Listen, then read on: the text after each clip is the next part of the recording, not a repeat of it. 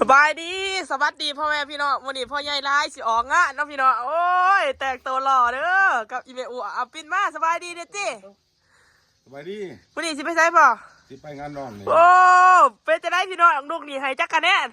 พ่อใหญ่ร้ายแตกตัวโอ้ยเนาะดีไปไปสิไปงานลองแล้วพี่น้องโอ้ยไปยังก็ถ่ายคลิปอยู่เอ้ยเนาะพี่น้องมันจะออกงานลองแล้วนี่เอ้ยเนาะไปลองแล้วพ่อแล้วไปไหนเดี๋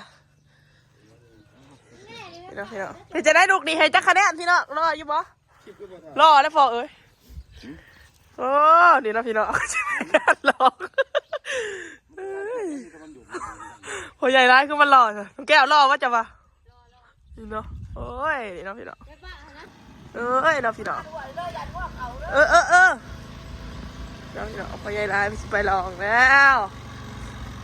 แม่แต่งตัวรอแล้วมือนี่เสือตัวนี้ราคาแพงได้ดิเสือดอกใต้ซื้อมาให้พอซะ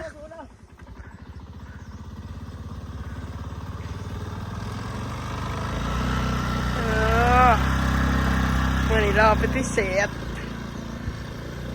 ใส่เกลือกับมาใส่เหล้าเถา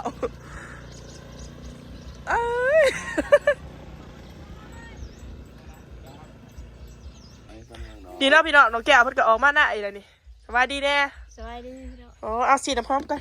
หัวเราจะไปใช้สีน้ำพร้อมกันโอ้น้องแก้วบ่ได้ไปดองมาวันนี้เขามาเสื้อกันวะบ่หักกับว่าจะใช้เขาอันเขามาจังเนาะจะได้น้องแก้วอยู่อ่ะอยู่ดีไม่แห้งอยู่แรงไม่หิอยู่บ่พี่น้องบอกพี่น้องพาเที่ยวน้องตายสิพาส้มบรรยากาศมาบังคล้องปู่คล้องพังพี่น้องโอ้มือนี้พ่อใหญ่ร้ายพ่อแต่งตัวรอเนาะไปลองนี่บักเด่นกำลังเป็นหมากจะมาสิได้งัวควายกินมันต้องใจอยู่ถ่ายข้อนี้หน้าแล้วกระดบเอาลบเอาป้าหมักอันนี้หมักเครือเทศใหญ่เลยนี่ไม่เอาใหญ่เลยสิได้เด้อันนั้นกินงัวกินเดี๋ยวมันกำลังแตก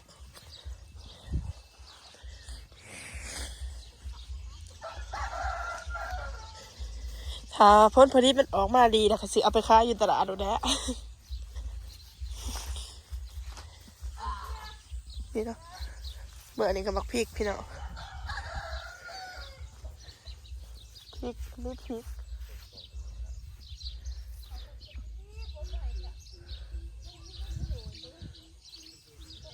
อันนี้สวนผักซีดาวอันนี้ก็เป็นบ้านน้องตายอันนี้ก็เป็นน้องแก้วกับบ่าวนะจ๊ะอันนี้ก็จะเป็นงัว2 ตัวนะจ๊ะให้ราคามาได้พี่น้อง2 ตัวนี่สิปล่อยออกประมาณ17,000เนาะอีก2 ตัวนี่พี่น้องสนใจทักมาเด้อ17,000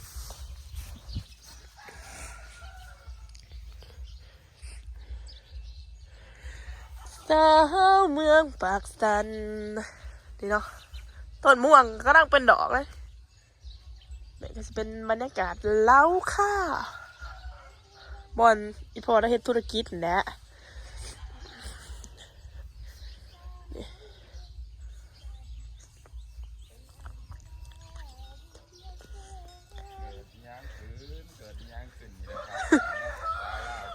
เปลืองดังเบานะพี่น้องสบายดีคือมันนี่ว่าจ้าเดี๋ยวสัมภาษณ์น้องแก้วพี่น้องว่าเป็นยางพี่น้องเนาะจึงว่าได้กลับมาจากประเทศไทยพี่น้องเนาะเดี๋ยวยางกระทันหันพี่น้องไปยางกระทันหันมายางกระทันหันพี่น้องสบายดีน้องแก้วโอ้เบื้องหลังเบื้องตาตายน้องแก้วมันนี่อายสิมาถามว่าเป็นยังน้องคือว่าได้กลับมาจากประเทศไทยนั่นคือว่าโอ้พี่น้องป้ามาเบิ่งบกพี่น้องนี่มันกินมันกินอีหยังเนาะมันกินดอกไม้ใบดอกไม้ลงใต้จำเป็นต้องได้เอามันออกแล้วพี่น้องเดี๋ยวสิไปแกะน้องแกะเอาแล้วดิตายสิแกะน้องแกะเอาแล้วพี่น้องน้องแกะเอาพันยานั่งบก น้ำตาจะไปแกะกันต้องพี่น้อง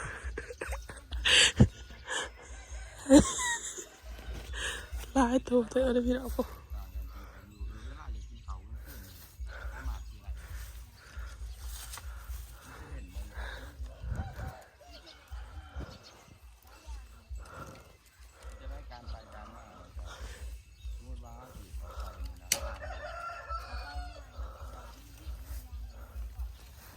นี่พี่น้อง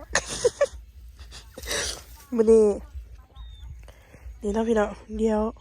น้องตายสิเอาบงเนาะไปแกะน้องแก้วยังได้อยู่เลยพี่น้องเอาเก็บออกก็ทันเบิดเดี๋ยวสิกำไปเนาะพี่น้อง แต่บอกเลยด้วยว่าอยู่ไทยนี่แต่บอกทุกเรื่องมากในเมืองเดียวอันก็เป็นน้องตายพี่น้องเนาะ สบายดีพี่น้อง สวัสดีน้องตาย พี่น้องน้องแก้วให้น้องตายสิเอาฟักไปให้น้องแก้วปลูกกันพี่น้องอ่ะ เป็นน้องแก้วเป็น ว้าย